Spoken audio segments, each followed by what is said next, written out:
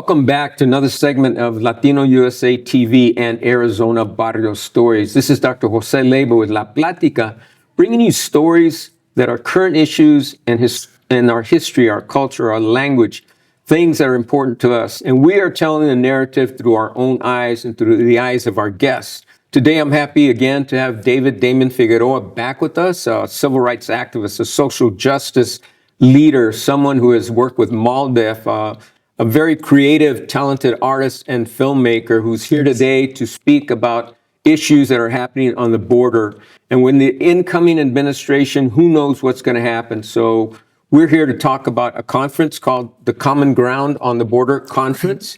And so, David, hello and welcome back. Thank you for having me. So Common Ground on the Border is a conference that is like the sister event of a conference that happens in Maryland. It's called Common Ground on the Hill.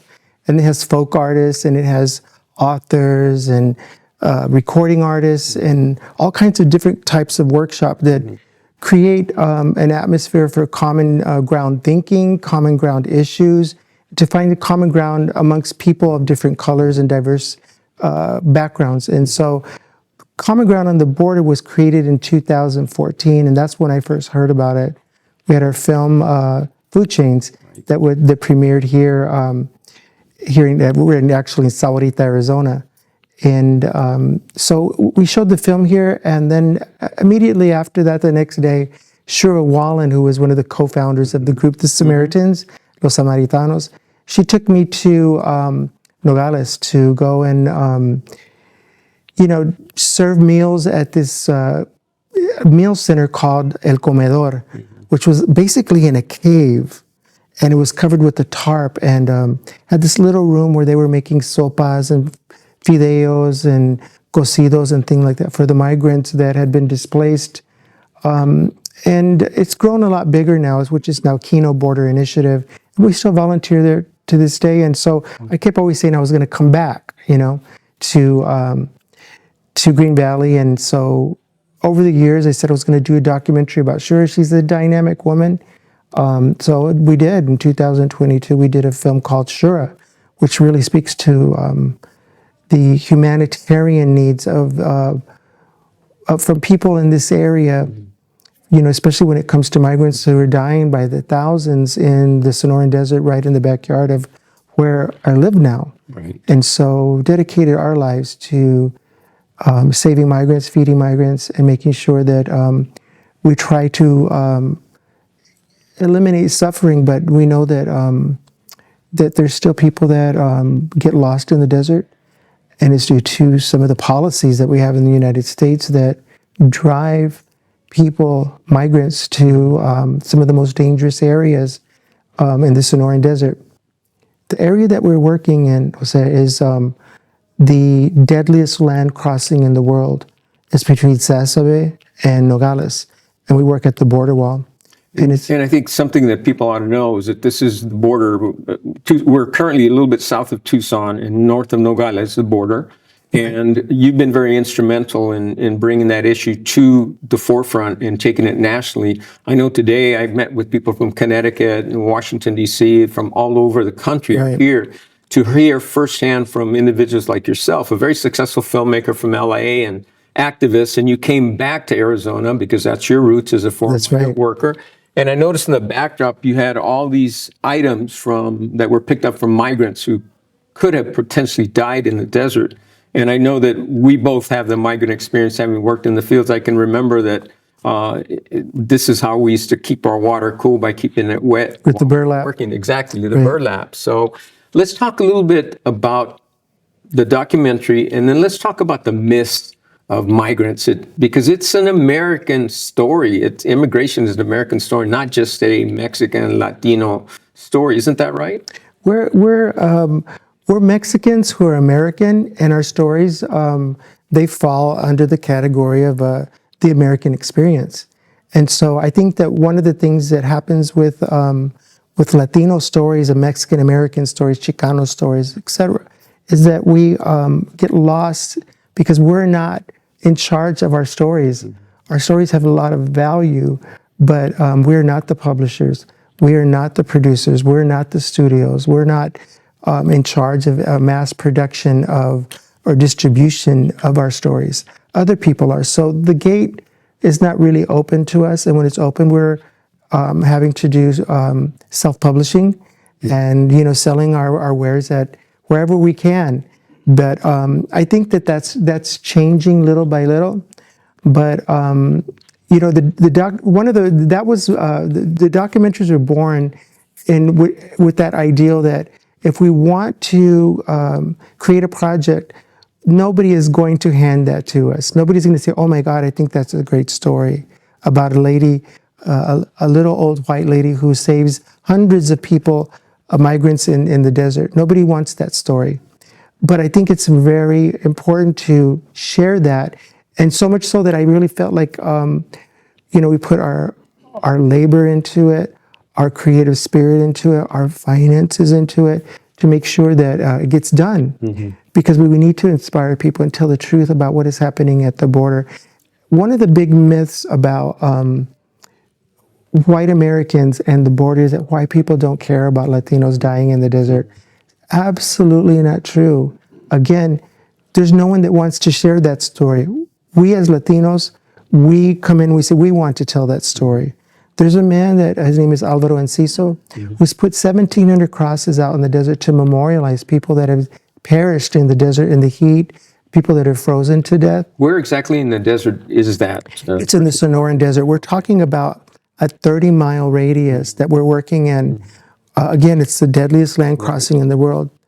And so people just don't have migrants, when they're crossing, they just don't have the information or the supplies or any type of training to prepare them for what is going to be happening. And they're often at the hands of the mercy of the coyotes and the cartels also, right? And from robbers and from... I'm amazed at the stories of these individuals coming across and what they faced, hunger, starvation, discrimination. Many of the women have been raped, and young men also.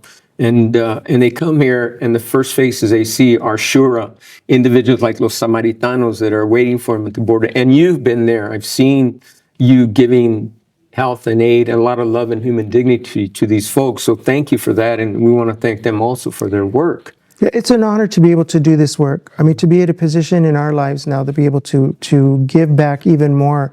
I think the work that we're doing right now, for me personally, it is the most important work I've ever done. And I just think that saving lives is really where it's at for me. Mm-hmm. And for a lot of the people in the Samaritans, these are very, very courageous people. This is called extreme volunteering. Right, and I know that you had a map today that showed the number of migrants and where most of them had died at. And it is in this corridor that you just mentioned, the Sonoran Desert corridor. And so few people, one of the things that baffled me is that so few people know that this is happening, or they're in disbelief that it could happen, or not in the United States of America. Yes, it is. It's happening. And, some of our volunteers find people that have perished. And so it's really important to memorialize someone. It's important to get the information on that person who is deceased, to really reach their family and let them know that they made it this far only. And it's also important to feed people. For us, it's not about whether you are a United States citizen or not. Everybody is deserving of dignity, respect, food, water, and compassion. Mm-hmm. Every human being in the world. I mean, that transcends all borders. Mm-hmm. So what we're trying to do is change a moment for a person. When they cross the border, we want to be there to let them know that we care. We want to let them know that we have something for them to be able to latch onto, and that's hope. And some of the people that are crossing, some of them have broken their ankles, some of them have broken their wrists, some people have been severely beaten, some of them have, the majority of some children and women have been raped, molested, and there's a lot of things that happen as a result of having bad immigration policies. And there's a lot of tragedies that happen because there's a wall.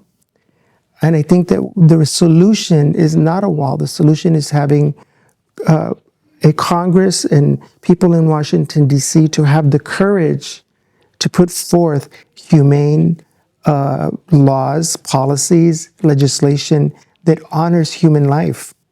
And I think right now I want to make a moment out to plead with our I think there are 10 Democrats that are supporting the Lincoln-Riley Act, which would be devastating to this community.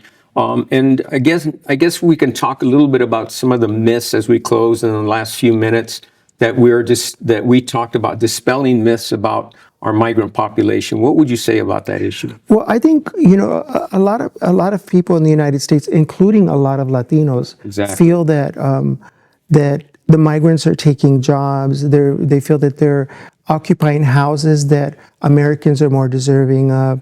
They're creating businesses that in neighborhoods where they feel that that the way they set up shop is inferior to the way we live, that type of thing. But the reality is that we need migrants for job growth. We need migrants for economic growth. Absolutely. There is no way we can operate as a company, as a country, when you see migrants. Everything that we touch has touched the hands of a migrant before. It's assembled by migrants, not just farm working, not just, which is a huge contribution.